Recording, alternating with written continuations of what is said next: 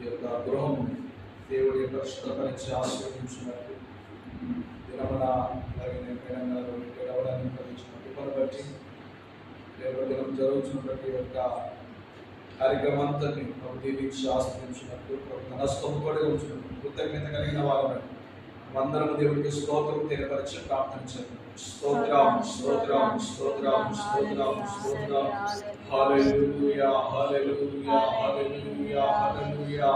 పరిశుద్ధుడా నీకు స్తోత్రం స్తోత్రం స్తోత్రం స్తోత్రం స్తోత్రం. ప్రేమ కలిగిన మా ప్రభువా, దయగలిగిన యేసు కృపమైన ఈ పరిశుద్ధమైన శ్రేష్టమైన నామాన్ని బట్టి స్తుతిస్తున్నాము తండ్రి.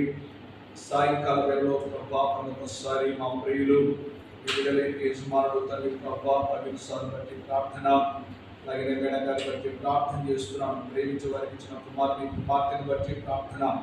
గత కాలమంతా నువ్వు కాచి కాపాడి మీకు బలపరిచి భద్రపరిచి నాయన మీరు అనుగ్రహించిన శ్రేష్టమైన ఆరోగ్యాన్ని బట్టి ఆశీర్వాదాన్ని బట్టి స్తుతిస్తున్నాను. అంత మాత్రమే తండ్రి నాయన మేడం గారి యొక్క ఉద్యోగం మీరు తోడుగా ఉండి తండ్రి ప్రభ నాయన ఆ యొక్క ఉద్యోగమంతుల్ని కావలి ఉంచారు. నీకు స్తోత్రములు. పదవి విరమణం బట్టి కూడా స్తుతిస్తున్నాం ప్రభు. నీకు స్తోత్రాలు తండ్రి. నీ కృపను చూపి తండ్రి నాయన శేష జీవితం అయ్యా నీ పని కొరకై, అయ్యా నీ పరీక్షల కొరకై తండ్రి ప్రభు నీ కొరకై వాడబడినట్టు నీ కృపను చూపండి, సహాయం దయచేయండి. చక్కటి ఆరోగ్యాలతో మీరు నింపుమని కూడా ప్రార్థన చేస్తున్నాను.